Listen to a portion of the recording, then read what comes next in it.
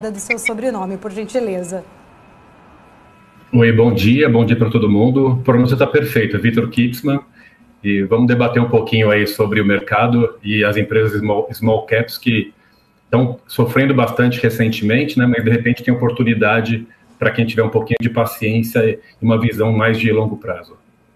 Exatamente, Vitor, esse é um ponto muito importante, né? Porque muitas vezes o investidor, diante de tantas notícias, várias questões aí que trazem algumas incertezas ainda, né? Principalmente para a renda variável, ficam muito indecisos, não sabem exatamente, né, como olhar, a que olhar. A gente sabe que as empresas, as small caps, elas têm mais oportunidades de upsides, inclusive, apesar de estarem também aí muito descontadas, inclusive pode ser uma boa oportunidade. Então, eu queria pegar já esse gancho para a gente começar a falar um pouquinho até, inclusive, mais do setor de construção, essa volatilidade dos juros futuros, a gente sabe que tem aí realmente um peso muito grande para essas empresas, toda essa incerteza econômica também.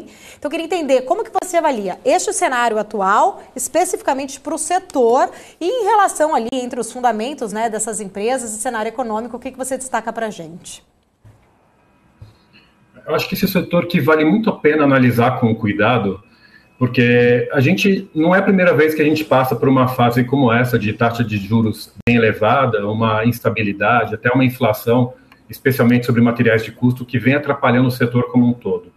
Mas hoje você tem empresas muito mais, até mais depreciadas do que a gente teve em épocas similares ao passado, só que com empresas, na maioria das vezes, muito mais estruturadas, em vários cenários com caixa líquido, então que não vai ter tanto problema diretamente com a taxa de juros em termos da sua dívida.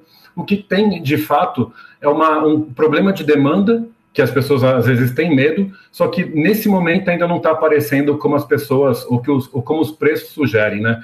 Quando você olha, por exemplo, o estágio de construção, você vê que hoje, até saiu uma notícia recente, que mês de outubro foi o mês com maior número de obras acontecendo, né, ao mesmo tempo na história do Brasil. Então, a narrativa está muito mais forte do que a realidade. É um setor que exige uma preocupação maior, né, é um produto de altíssimo valor, que tem muita dependência de taxa de juros, mas, novamente, o setor hoje tem regras mais claras, as empresas estão mais estruturadas, então, e os preços dela, né, olhando por múltiplos, por exemplo, você vê que estão muito mais depreciadas do que estiveram em um passado recente, numa situação econômica até pior do que a gente vive hoje. Então, tá aí, eu acho que é um dos setores que, se você fizer um stock picking, que a gente fala, né, uma escolha adequada dentro das empresas, sabendo trabalhar, que é bem diferente do setor de baixa renda, né, Casa Verde e Amarela, que deve voltar a ser Casa Verde, Minha Casa Minha Vida, e média e alta renda, sabendo entender os setores, as diferenças entre elas, e souber fazer o stock picking adequado, a escolha correta de empresas, provavelmente você vai encontrar boas oportunidades aí. Inclusive, né, falando um pouco mais do setor, né, eu sei que você tem acompanhado isso bem de perto, inclusive essas empresas. Queria entender quais, né, saber ali quais delas, né, que você acredita que tem chamado mais a sua atenção pelo desempenho, né, pensando ali agora pelo lado aqui do investidor que está nos assistindo, para eles entenderem um pouco, né, melhor, enfim, o que tem despertado mais a sua atenção em relação a desempenho, o que pode, de repente, né, se tornar aí, apresentar oportunidades nesse contexto desafiador, vamos dizer assim, da nossa economia. Muito bom. Acho que quando a gente fala em desempenho, vou focar na resposta no desempenho operacional da companhia e não necessariamente da cotação, que nem sempre a cotação anda junto com o valor real e com o desempenho operacional das companhias. Então, assim, eu acho que o grande destaque que a gente vem tendo é o setor de baixa renda. Esse disparado, eu acho que é o setor que mais tem se beneficiado. Até porque a taxa de juros que eles utilizam, né, que é subsidiado, acaba não sendo exatamente o que a gente acompanha nos noticiários. Então, a taxa de juros basicamente é a mesma e a demanda pela baixa renda gigantesca, né? Talvez nunca tenha sido tão elevada. Então, segue sendo o sonho dos brasileiros.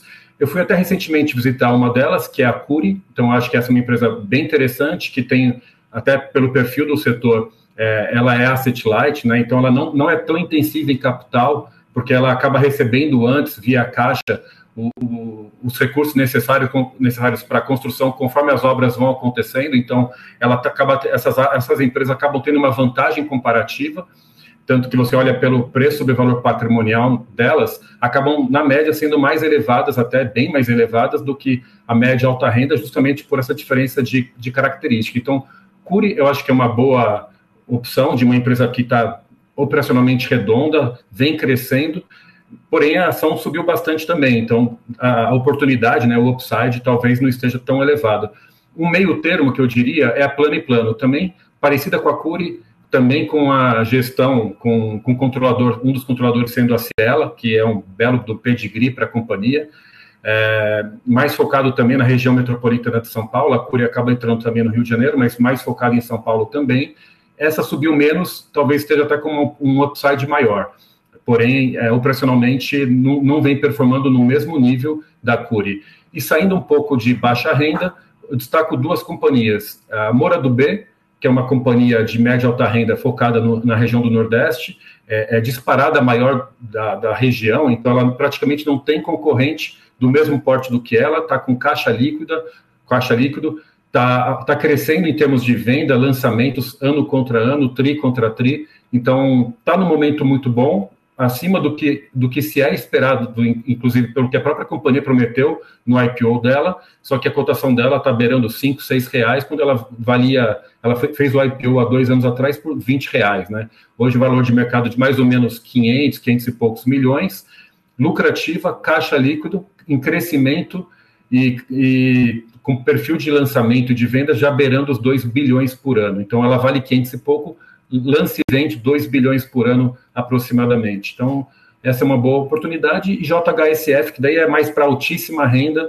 é um setor que raramente sofre, no setor de altíssima renda não costuma ter muita crise. Fizeram Investor Day esses dias, inclusive, então tem bastante informação nova sobre eles ali, muitos lançamentos acontecendo, eles seguem com aqueles projetos de condomínio para fora de São Paulo, né, fora da região metropolitana, e aqui em São Paulo, naquela região do Cidade Jardim também, desenvolvendo novos empreendimentos que sempre que lançam acabam sendo sucesso e no momento não está sendo diferente. Então acho que essas 4 companhias, 2 de alta renda, 2 de baixa renda, 2 empresas interessantes para serem vistas no momento. Doutor, nós tivemos aqui no nosso chat perguntas sobre Dexco, que está exposta aí também no setor, né, de construção. Você acompanha de perto o case? Poderia trazer alguma visão em relação à companhia? Acompanho. É uma empresa que tem, além de ela estar focada no setor de construção diretamente, né, ou indiretamente, porque os produtos dela são de acabamento, e esse é o momento que a gente vai ter muitas entregas de apartamentos, então de empreendimentos, apartamentos, por esse aspecto ela está muito favorecida. Porém, tem a parte que a gente chama de varejo, que é quando as pessoas acabam fazendo as pequenas reformas residenciais e essas estão sendo mais postergadas. Então, por esse aspecto, o mercado está batendo um pouco mais, talvez até do que deveria, em empresas focadas nessa, vamos chamar, segunda derivada de construção, da construção civil.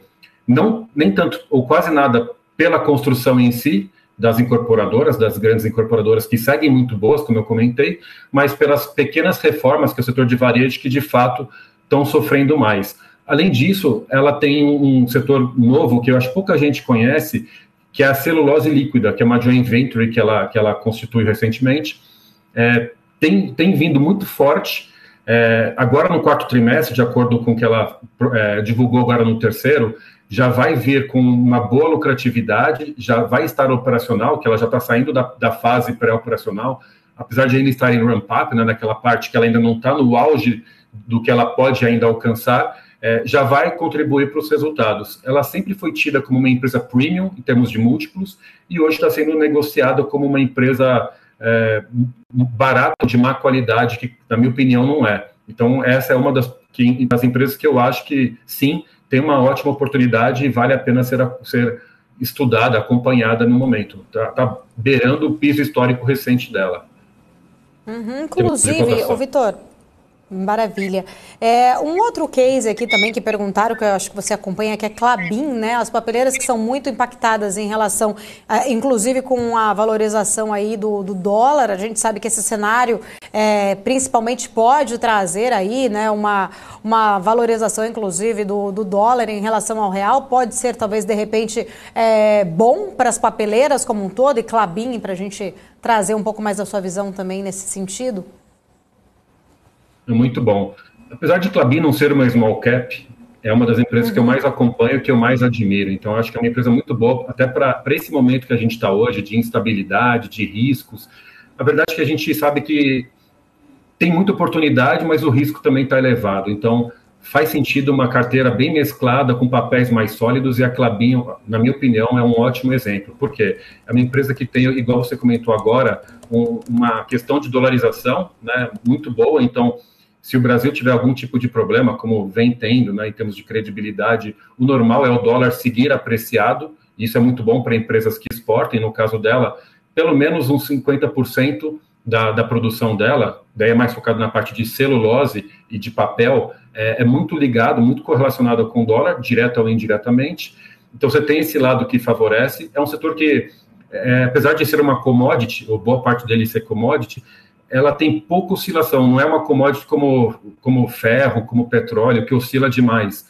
Ela é muito focada em vendas para setores de alimentação, por exemplo, que oscilam muito pouco. E o Brasil é muito competitivo, é o país mais competitivo em celulose do mundo, e a Klabin está entre as empresas mais competitivas do Brasil. Então, muito dificilmente a Klabin vai ter algum problema adicional. Se a cotação da celulose, por exemplo, começar a cair, várias empresas ao redor do mundo vão começar a ter prejuízo e vão ter que parar a produção, coisa que já vem acontecendo, até pelo aumento de custos, como a energia elétrica, que vem acontecendo no mundo inteiro, especialmente na Europa. Então, várias fábricas já tiveram capacidade reduzida ou até fecharam, nesse momento, as operações, faz com que a oferta acabe sendo um limitador de redução de preço, e a Klabin seguirá surfando. E, além de tudo, ela paga bons dividendos, tem projetos de crescimento, e internamente está num setor também que é muito pouco cíclico, que é a parte de papelão,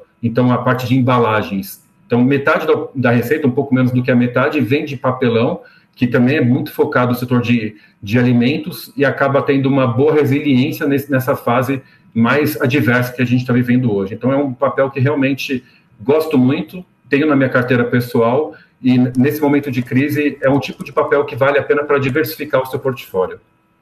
Inclusive, Vitor, eu sei que a gente está falando aqui mais, né, para investimentos em médio ou longo prazo, mas eu gosto sempre de trazer aqui o setor para ver como que está o andamento no momento. Deixa eu ir com a Débora, só para avaliar aqui, trazer como que está o setor agora para a gente. Fala, Débora, como que são as papeleiras? As companhias aqui todas, inclusive Dexico, que está ali na ponta, que a gente também estava falando mais cedo. Olha só, 2,99% de alta para Dexico agora. Klabin sobe todos os papéis, Klabin 11 está subindo 2,17%. Suzano também sobe agora 2,11%. Rani 3 também subindo 2,46%. O setor como todo segue em alta, apesar da gente ter acompanhado, né, desde mais cedo, Paulo, uma queda do dólar que agora vai para 1%. A gente sabe que as papeleiras ali, Suzano, Klabin, acabam se beneficiando mais de alta do dólar. Hoje a gente também não pode esquecer daquela oferta ali que estava para vir de celulose. Isso poderia também, né, mexer nos papéis que a gente já vinha falando desde a semana passada com o Marco Saravalli. Então essa situação que a gente tem agora de alta para todos os papéis. Tá certo, obrigada, Débora. Eu quero voltar então aqui só para a gente encerrar com o Vitor. Vitor, sei também que você acompanha de perto frigoríficos, né? Queria que você trouxesse um pouco mais da sua visão também para este setor para a gente. Olha, esse é um setor muito interessante para ser visto, e até porque duas das principais empresas, que é a Marfrig e a JBS, caíram demais em termos de cotação. A Marfrig, por exemplo, já dá para dizer que é uma small cap. Marfrig é uma das maiores empresas de proteína animal do mundo. Está valendo hoje, em valor de mercado, um pouco mais de 5 bilhões de reais, ou seja, $1 bilhão, uma empresa gigantesca, multinacional como a Marfrig. O investidor, antes de mais nada, tem que entender que esse talvez seja o setor mais cíclico que exista. Então, não é só uma ciclicidade de, eventualmente, o momento econômico do país não está tão bom e tem uma mudança de ciclo natural. Ela, como trabalha com essa questão de produção de gado, né, de criação, é algo que faz parte do negócio. Tem momentos que a cotação da carne, o preço da carne, que é a matéria-prima dela, o custo dela acaba ficando elevada, com isso te incentiva a ter mais abate, tem menos criação, e com isso o preço cai. Esse ciclo oscila, né, o tempo dele, eu já vi casos aqui de 2, 3 anos, talvez seja o mais natural. E nesse momento, o mercado norte-americano está no que a gente chama de baixa de ciclo. O que é isso? É quando o preço da carne está muito alta e você dificilmente vai conseguir repassar tudo isso ao consumidor final, né, ou ao seu cliente diretamente, muitas vezes o varejista, e o spread com isso acaba sendo reduzido. Ou seja, as margens da principal geografia dessas empresas tendem a sofrer. Então, empresas como JBS e Marfrig, que são muito dependentes do mercado norte-americano, fatalmente serão impactadas em termos operacionais. E a cotação caiu justamente por isso. A pergunta é, será que não caiu demais? Porque eles também têm outros mercados para trabalhar, e essa é uma situação sabida já. Então, se o mercado fosse 100% eficiente, já deveria saber que isso já iria acontecer e não deveria ser tão precificado. A JBS deve ter caído algo próximo a 50% no ano, a Marfrig mais do que isso, talvez algo quase beirando 70% no ano. Então, sabendo que isso aconteceria, essa cotação